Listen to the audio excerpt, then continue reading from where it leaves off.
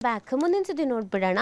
ಇಂಧನ ಭದ್ರತೆ ಅನ್ನೋದೇ ಈಗ ದೊಡ್ಡ ಸವಾಲಾಗ್ತಾ ಇರುವಂಥದ್ದು. ಹೋರ್ಮೋಜ್ನಲ್ಲಿ ಸರಾಗ ಸಂಚಾರಕ್ಕೆ ಯತ್ನ, ಟೋಲ್ ಕಟ್ಟಲೇಬೇಕು ಅಂತ ಇರಾನ್ ಇಲ್ಲಿ ಪಟ್ಟು ಹಿಡ್ಕೊಂಡು ಕುತ್ಕೊಬಿಟ್ಟಿದೆ. ಸೊ ನಾವು ಆಲ್ರೆಡಿ ಸಮಸ್ಯೆ ಎದುರಿಸ್ತಾ ಇದ್ದೀವಿ. ಈಗ ಒಂದು ದೊಡ್ಡ ಸವಾಲು ಅಂತ ಹೇಳಿದ್ರೆ ಇದು ತಪ್ಪಾಗ್ಲಿಕ್ಕಿಲ್ಲ. ನೋಡಿ, ಮಧ್ಯಪ್ರಾಚ್ಯ ಬಿಕ್ಕಟ್ಟಿನಿಂದ ಜಗತ್ತಿನಾದ್ಯಂತ ಉಂಟಾಗಿರುವಂಥ ಇಂಧನ ಅಭದ್ರತೆಯನ್ನು ನಿವಾರಿಸೋಕೆ ಜಾಗತಿಕ ಮಟ್ಟದಲ್ಲಿ ಪ್ರಯತ್ನ ಮುಂದುವರೆದಿದೆ. ಹೋರ್ಮೋಜ್ ಜಲಸಂಧಿ ಬಿಕ್ಕಟ್ಟಿನಿಂದ ಭಾರತವೂ ಸೇರಿದಂತೆ ಬಹುತೇಕ ಎಲ್ಲ ದೇಶಗಳಲ್ಲಿಯೂ ಈಗಾಗಲೇ ಪೆಟ್ರೋಲು, ಡೀಸೆಲ್ಲು, LPG, CNG ದರ ಹೆಚ್ಚಳವಾಗಿದೆ. ಅದಕ್ಕಿಂತ ಮುಖ್ಯವಾಗಿ ಬೇಡಿಕೆ ಪೂರೈಕೆಯ ಅಂತರ ಹೆಚ್ಚುತ್ತಾ ಇದೆ. ಹೀಗಾಗಿ ವಿಶ್ವದ ಪ್ರಮುಖ ತೈಲ ಸಾಗಣೆ ಮಾರ್ಗವಾದಂಥ ಹೋರ್ಮೋಜ್ನಲ್ಲಿ ತೈಲ ಹಾಗೂ ಅನಿಲ ಟ್ಯಾಂಕರ್ ಹಡಗುಗಳ ಸರಾಗ ಸಂಚಾರಕ್ಕೆ ಜಾಗತಿಕ ಮಟ್ಟದಲ್ಲಿ ಒತ್ತಡ ಅನ್ನೋದು ಹೆಚ್ಚಾಗ್ತಾ ಇದೆ. ಚೀನಾ ಪ್ರವಾಸದ ವೇಳೆ ಅಧ್ಯಕ್ಷ ಕ್ಸಿ ಜಿನ್ಪಿಂಗ್ ಜೊತೆ ಅಮೆರಿಕ ಅಧ್ಯಕ್ಷ ಡೊನಾಲ್ಡ್ ಟ್ರಂಪ್ ಜಾಗತಿಕ ಇಂಧನ ಬಿಕ್ಕಟ್ಟು ತಡೆಯುವುದಕ್ಕೆ ಮಾತುಕತೆ ನಡೆಸಿದ್ದು, ಹೋರ್ಮುಜ್ ಜಲಸಂಧಿಯಲ್ಲಿ ತೈಲ ಟ್ಯಾಂಕರ್ ಹಡಗುಗಳ ಸರಾಗ ಸಂಚಾರಕ್ಕೆ ಒತ್ತು ನೀಡಿದ್ರು. ಇದರ ಮಧ್ಯೆನೇ ಇರಾನ್ ಯಾವುದೇ ಕಾರಣಕ್ಕೂ ಹೋರ್ಮುಜ್ ಮೇಲಿನ ಹಿಡಿತ ಸಡಿಲಿಸುವುದಿಲ್ಲ ಅಂತ ಪಟ್ಟು ಹಿಡಿದಿರುವುದು ತಲೆನೋವಾಗಿ ಪರಿಣಮಿಸಿದೆ. ಹೋರ್ಮುಜ್ನಲ್ಲಿ ಸಂಚಾರ ನಿಯಂತ್ರಿಸೋಕೆ ಶೀಘ್ರ ಹೊಸ ನಿಯಮ ರೂಪಿಸುವುದಾಗಿ ಇರಾನ್ ಹೇಳಿದೆ. ಇಲ್ಲಿ ಸಂಚರಿಸುವ ಹಡಗುಗಳಿಗೆ ನಿರ್ದಿಷ್ಟ ಟೋಲ್ ಶುಲ್ಕ ವಿಧಿಸುವ ಕಾರ್ಯವಿಧಾನ ಸಿದ್ಧಪಡಿಸುವುದಾಗಿ ಇರಾನ್ ಸಂಸತ್ತಿನ ರಾಷ್ಟ್ರೀಯ ಭದ್ರತೆ ಮತ್ತು ವಿದೇಶಾಂಗ ನೀತಿ ಸಮಿತಿಯ ಅಧ್ಯಕ್ಷ ಇಬ್ರಾಹಿಂ ಅಜೀಜ್ ಎಕ್ಸ್ನಲ್ಲಿ ಪೋಸ್ಟ್ ಮಾಡಿದ್ದು, ಇದು ಸಹ ಮುಂದೆ ಹಲವು ರಾಷ್ಟ್ರಗಳ ಮೇಲೆ ಪರಿಣಾಮ ಬೀರಬಹುದಾದ ಸಾಧ್ಯತೆಗಳು ಇದೆ ಅನ್ನೋದನ್ನ ಹೇಳಲಾಗ್ತಾ ಇದೆ. ನೋಡಿ, ಯುರೇನಿಯಂ ಹಸ್ತಾಂತರಕ್ಕೆ US ಒತ್ತಾಯ ಮಾಡುವಂತ ಕೆಲಸವನ್ನ ಕೂಡ ಮಾಡಲಾಗ್ತಾ ಇದೆ.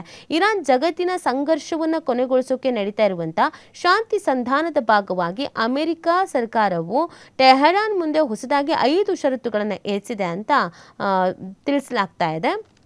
ಇರಾನ್ ತನ್ನ ಬಳಿ ಇರುವಂತಹ 400 kg ಪುಷ್ಟೀಕರಿಸಿದಂಥ ಯುರೇನಿಯಂ ಅನ್ನ ಅಮೆರಿಕಕ್ಕೆ ಒಪ್ಪಿಸಬೇಕು ಅನ್ನೋ ಷರತ್ತು ಅಂತೆ. ಅಲ್ಲದೆ ದೇಶದಲ್ಲಿ ಕೇವಲ 1 ಪರಮಾಣು ಕೇಂದ್ರ ಮಾತ್ರ ಕಾರ್ಯನಿರ್ವಹಿಸಬೇಕು. ವಿದೇಶಗಳಲ್ಲಿ ಮುಟ್ಟುಗೋಲು ಹಾಕಿಕೊಂಡಿರುವಂತಹ ಇರಾನ್ ಆಸ್ತಿಯಲ್ಲಿ 25% ಬಿಡುಗಡೆ ಮಾಡಲ್ಲ. ಹಿಂದಿನ ನಿರ್ಬಂಧಗಳಿಂದ ಇರಾನ್ ಅನುಭವಿಸಿದ ಆರ್ಥಿಕ ನಷ್ಟಕ್ಕೆ US ಯಾವುದೇ ಪರಿಹಾರವನ್ನು ನೀಡೋದಿಲ್ಲ.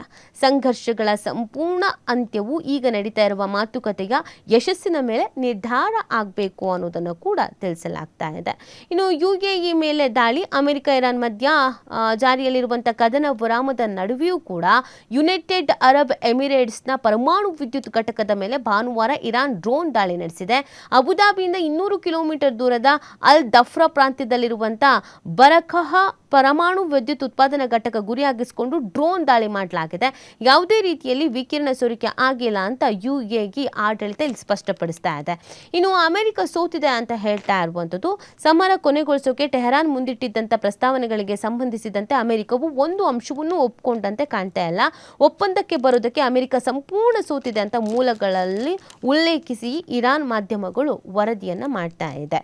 ಮುಟ್ಟುಗೋಲು ಹಾಕಿಕೊಂಡಿರುವಂಥ ನಮ್ಮ ಸ್ವತ್ತಿನ 25% ನೀಡಿ ಅಥವಾ ಫೆಬ್ರವರಿ 28ರಿಂದ ಶುರುವಾದ ಯುದ್ಧದಿಂದ ಆಗಿರುವಂಥ ನಷ್ಟವನ್ನ ಭರಿಸಿಕೊಡಿ ಅಂತ ಇರಾನ್ ಕೇಳ್ಕೊಂಡಿತ್ತು. ಬಟ್ ಇವರು ಅದನ್ನ ಮಾಡ್ತಾ ಇಲ್ಲ. ಹಾಗಾಗಿ ಇವರು ಕಂಗಾಲಾಗಿದ್ದಾರೆ ಅಂತ ಹೇಳ್ತಾ ಇದ್ದಾರೆ. ಇನ್ನೊಂದು ಆಘಾತಕಾರಿಯಾದಂಥ ವಿಚಾರ ಗೊತ್ತಾಗ್ತಾ ಇರೋದು, ಡೊನಾಲ್ಡ್ ಟ್ರಂಪ್ ಹತ್ಯೆಗೈದವರಿಗೆ 560 ಕೋಟಿ ಬಹುಮಾನ ಅನ್ನೋದನ್ನ ಹೇಳಲಾಗ್ತಾ ಇದೆ. ಡೊನಾಲ್ಡ್ ಟ್ರಂಪ್ ಅವರನ್ನು ಹತ್ಯೆಗೈಬೇಕಂತೆ, ಹತ್ಯೆಗೈದ್ರೆ ಅವರಿಗೆ ಇಂತಿಷ್ಟು ಹಣವನ್ನು ಕೊಡ್ತೀವಿ, 560 ಕೋಟಿ ಬಹುಮಾನ ಕೊಡ್ತೀವಿ ಅನ್ನೋದನ್ನು ಹೇಳ್ತಾ ಇರುವಂಥದ್ದು. ನೋಡಿ, ಅಮೆರಿಕ ಅಧ್ಯಕ್ಷ ಡೊನಾಲ್ಡ್ ಟ್ರಂಪ್ ಅವರನ್ನು ಹತ್ಯೆ ಮಾಡುವ ಯಾವುದೇ ವ್ಯಕ್ತಿ ಅಥವಾ ಸಂಸ್ಥೆಗೆ 50 ಮಿಲಿಯನ್ ಯೂರೋ, ಸುಮಾರು 560 ಕೋಟಿ ರೂಪಾಯಿ ಬಹುಮಾನ ನೀಡುವ ಕರಡು ವಿಧೇಯಕವನ್ನು ಇರಾನ್ ಸಂಸತ್ ಸಿದ್ಧಪಡಿಸ್ತಾ ಇದೆ ಅಂತ ಹಿರಿಯ ಸಂಸದರೊಬ್ಬರು ಹೇಳಿದ್ದಾರೆ. ಇರಾನ್ನ ಸರ್ವೋಚ್ಚ ನಾಯಕರು ಮತ್ತು ಕಮಾಂಡರ್ಗಳ ಹತ್ಯೆಗೆ ಪ್ರತಿಕಾರ ತೀರಿಸಿಕೊಳ್ಳೋದಕ್ಕೆ ಇರಾನ್ ಸರ್ಕಾರವು ಈ ಕಠಿಣ ಕಾನೂನು ಕ್ರಮಕ್ಕೆ ಮುಂದಾಗಿದೆ. ಇರಾನ್ನ ಹಿರಿಯ ಸಂಸದರೊಬ್ಬರು ಈ ಬಗ್ಗೆ ಮಾಹಿತಿ ನೀಡಿದ್ದು, ನಮ್ಮ ಇಮಾಮ್ ಹೇಗೆ ಹುತಾತ್ಮರಾದರೂ ಅದೇ ರೀತಿ ಅಮೆರಿಕ ಅಧ್ಯಕ್ಷರನ್ನೂ ಹತ್ಯೆ ಮಾಡಬೇಕು ಅಂತ ಹೇಳಿದ್ದಾರೆ.